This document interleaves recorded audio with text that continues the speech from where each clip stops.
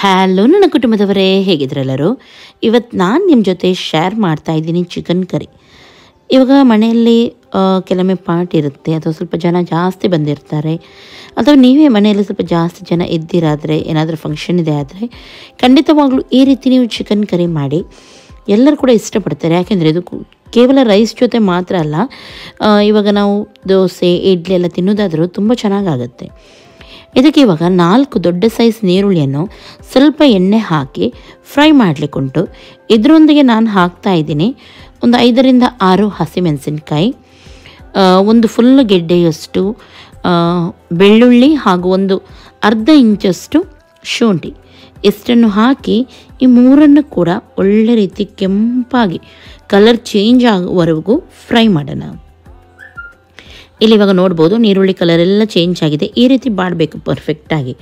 ಆಮೇಲೆ ಇದನ್ನು ಇವಾಗ ತೆಗೆದು ಸಪ್ರೇಟಾಗಿ ಒಂದು ಪ್ಲೇಟಿಗೆ ಹಾಕೋಣ. ಇದರೊಂದಿಗೆ ನೀವು ಕೊತ್ತಂಬರಿ ಸೊಪ್ಪನ್ನು ಕೂಡ ಹಾಕಿ ಫ್ರೈ ಮಾಡ್ಬೋದು. ನಾನು ಆಮೇಲೆ ಹಾಕ್ತಾ ಇದ್ದೀನಿ, ನೀವು ಇದರೊಂದಿಗೆ ಕೂಡ ಹಾಕ್ಬೋದು. ಇಲ್ಲೊಂದು 20ರಷ್ಟು ಒಣಮೆಣಸಿನಕಾಯಿ ತೊಗೊಂಡಿದ್ದೀನಿ. ಇದನ್ನು ಕೂಡ ಫ್ರೈ ಮಾಡಲಿಕ್ಕುಂಟು. ಜಾಸ್ತಿ ಮೆಣಸು ಹಾಕಲಿಕ್ಕಿಲ್ಲ, ಅಂದರೆ ತುಂಬ ಖಾರ ಖಾರ ಆಗಲಿಕ್ಕಿಲ್ಲ ಈ ಸಾರು. ಹಾಗಾಗಿ ಆಲ್ರೆಡಿ ನಾವು ಹಸಿಮೆಣಸಿನಕಾಯಿ ಕೂಡ ಹಾಕಿದ್ದೀವಿ. ಹಾಗಾಗಿ ನಾನಿಲ್ಲಿ ಬ್ಯಾಡಗಿ ಮೆಣಸು ಯೂಸ್ ಮಾಡ್ತಾ ಇದ್ದೀನಿ. ಅಷ್ಟು ಖಾರ ಏನೂ ಇರೋದಿಲ್ಲ ಇದು. ಓಕೆ, ಚೆನ್ನಾಗಿ ಇದನ್ನು ಇವಾಗ ಫ್ರೈ ಮಾಡೋಣ.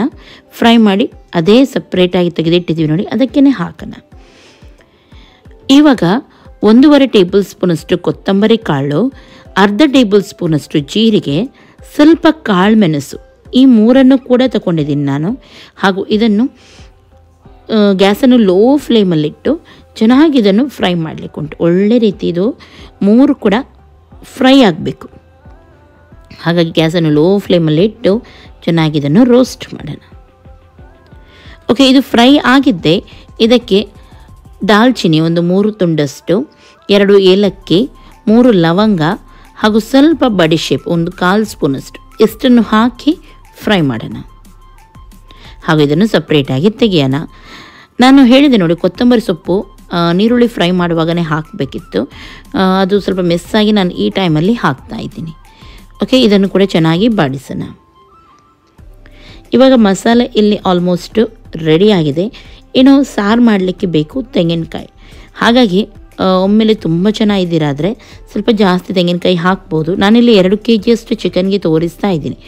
ಇಲ್ಲಿ ನಾನು ಸ್ವಲ್ಪ ಒಂದು 1/4 ಸ್ಪೂನಷ್ಟು ಮೆಂತೆ ಹಾಕಿ ಅದನ್ನು ಕೂಡ ಸಪ್ರೇಟಾಗಿ ಫ್ರೈ ಮಾಡಿ ಇದರೊಂದಿಗೆ ಹಾಕ್ತಾ ಇದ್ದೀನಿ. ಇವಾಗ ಲಾಸ್ಟಿಗೆ ತೆಂಗಿನಕಾಯಿಯನ್ನು ಹಾಕೋಣ. ಒಂದು ಇಡೀ ತೆಂಗಿನಕಾಯಿ, ದೊಡ್ಡ ಸೈಜ್ ಇಡೀ ತೆಂಗಿನಕಾಯಿಲಿ ನಾನು ತೊಗೊಂಡಿದ್ದೀನಿ. ಇದನ್ನು ಹಾಕಿ ಸ್ವಲ್ಪ ಕಲರ್ ಚೇಂಜ್ ಆಗೋವರೆಗೂ ತೆಂಗಿನಕಾಯಿಯನ್ನು ಫ್ರೈ ಮಾಡೋಣ. ಓಕೆ, ಇನ್ನೊಂದು ಸೈಡಲ್ಲಿ ಇವಾಗ ಪಾತ್ರೆಯನ್ನಿಡೋಣ. ತುಪ್ಪವನ್ನು ಹಾಕಿದ್ದೀನಿ ಹಾಗೂ ಒಂದು ನೀರುಳ್ಳಿಯನ್ನು ಫ್ರೈ ಮಾಡಿ ಸ್ವಲ್ಪ ಕರಿಬೇವು ಸೊಪ್ಪು ಹಾಕಿದ್ದೀನಿ. ನೀರುಳ್ಳಿಲಿ ಚೆನ್ನಾಗಿ ಕೆಂಪಾಗುವವರೆಗೂ ಫ್ರೈ ಮಾಡಲಿಕ್ಕುಂಟು. ಇವಾಗ ಮಸಾಲೆ ಎಲ್ಲ ರೆಡಿಯಾಗಿತ್ತಲ್ವ, ಅದನ್ನೆಲ್ಲ ಒಂದು ಪ್ಲೇಟಿಗೆ ಹಾಕಿ ಗ್ರೈಂಡ್ ಮಾಡಿ ಪಕ್ಕದಲ್ಲಿ ಇಟ್ಕೊಳ್ಳೋಣ. ನೀರುಳ್ಳಿ ಕೆಂಪಾಗಿದ್ದೆ ಒಂದು 5 ಟೊಮೆಟೊವನ್ನು ಹಾಕಿ ಸಾಫ್ಟ್ ಆಗೋವರೆಗೂ ಫ್ರೈ ಮಾಡೋಣ. ತುಪ್ಪವನ್ನು ಹಾಕಿದರೆ ತುಂಬ ಚೆನ್ನಾಗಾಗುತ್ತೆ ಫ್ಲೇವರ್. ನೀವು ಎಣ್ಣೆಯನ್ನು ಕೂಡ ಯೂಸ್ ಮಾಡ್ಬೋದು. ಓಕೆ, ನೀರುಳ್ಳಿ ಹಾಗೂ ಟೊಮೆಟೊ 2 ಕೂಡ ಚೆನ್ನಾಗಿ ಸಾಫ್ಟ್ ಆಗಿದೆ. ಇವಾಗ ಇದಕ್ಕೆ 2 kg ಚಿಕನನ್ನು ಹಾಕಿಬಿಡೋಣ. ಆಮೇಲೆ ಅರಿಶಿನ ಹುಡಿ ಹಾಕೋಣ ಹಾಗೂ ರುಚಿಗೆ ತಕ್ಕಷ್ಟು ಉಪ್ಪು.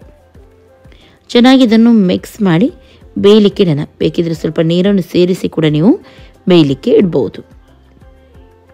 ಇಲ್ಲಿ ಚಿಕನ್ ಇನ್ನೂ ಬೇಯೋದು ಮಾತ್ರ ಬಾಕಿ. ಮಸಾಲ ಆಲ್ರೆಡಿ ರೆಡಿಯಾಗಿದೆ.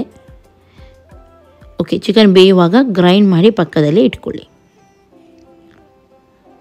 ಇವಾಗ ಓಪನ್ ಮಾಡೋಣ. ಓಕೆ, ಚಿಕನ್ ಆಲ್ಮೋಸ್ಟ್ ಎಲ್ಲ ಬೆಂದಿದೆ. ಇವಾಗ ಗ್ರೈಂಡ್ ಮಾಡಿದ ಮಸಾಲ ಆಯಿತು ನೋಡಿ, ಇದನ್ನು ಇದಕ್ಕೆ ಆ್ಯಡ್ ಮಾಡೋಣ. ಬೇಕಾಗುವಷ್ಟು ನೀರನ್ನು ಸೇರಿಸಿ ಹದ ಮಾಡಿ, ಎಷ್ಟು ಬೇಕು ನೋಡಿ ಅಷ್ಟು. ಓಕೆ, ತುಂಬ ತೆಳು ಮಾಡಲಿಕ್ಕೆ ಹೋಗಬೇಡಿ, ತುಂಬ ದಪ್ಪನೂ ಬೇಡ. ನೋಡಿ, ಮಿಕ್ಸ್ ಮಾಡಿ ನೋಡೋಣ. ಬೇಕಿದ್ದರೆ ನಾನು ಇದಕ್ಕೆ ನೀರನ್ನು ಸೇರಿಸ್ತೀನಿ. ಓಕೆ, ನಾನಿಲ್ಲಿ ಇಷ್ಟು ತೆಳುವಾಗಿಟ್ಟಿದ್ದೀನಿ. ಇದು ಪರ್ಫೆಕ್ಟ್ ಆಗುತ್ತೆ, ಕುದಿ ಬರುವಾಗ ಕರೆಕ್ಟ್ ಆಗುತ್ತೆ ಇದು.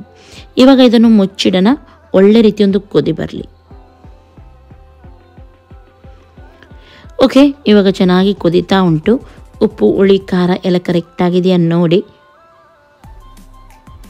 ಓಕೆ ನೋಡಿ, ಚೆನ್ನಾಗಿ ಕುದೀತಾ ಉಂಟು. ಇವಾಗ ಗ್ಯಾಸನ್ನು ಆಫ್ ಮಾಡಿ ಮೇಲ್ಗಡೆಯಿಂದ ಸ್ವಲ್ಪ ಇದಕ್ಕೆ ಕೊತ್ತಂಬರಿ ಸೊಪ್ಪನ್ನು ಹಾಕಿಬಿಡೋಣ. ಇಲ್ಲಿ ಸಾರು ರೆಡಿಯಾಗಿದೆ. ಖಂಡಿತವಾಗ್ಲೂ ನೀವು ಇದೇ ರೀತಿ ಟ್ರೈ ಮಾಡಿ ನೋಡಿ, ತುಂಬ ಚೆನ್ನಾಗಾಗುತ್ತೆ. ಹಾಗೂ ಇವತ್ತಿನ ಈ ರೆಸಿಪಿ ನಿಮಗೆ ಇಷ್ಟ ಆಯಿತು ಅಂತ ಅದೊಂದು ಲೈಕ್ ಮಾಡಿ, ನಿಮ್ಮ ಫ್ರೆಂಡ್ಸ್ ಜೊತೆ ಎಲ್ಲರ ಜೊತೆ ಶೇರ್ ಮಾಡಿ. ಹಾಗೂ ನನ್ನ ಚಾನಲ್ಗೇನು ಕೂಡ ನೀವು ಸಬ್ಸ್ಕ್ರೈಬ್ ಮಾಡಲಿಲ್ಲ ಅಂತ ಸಬ್ಸ್ಕ್ರೈಬ್ ಮಾಡಿ. ಎಲ್ಲರಿಗೂ ಟೇಕ್ ಕೇರ್, ಬಾಯ್ ಬಾಯ್.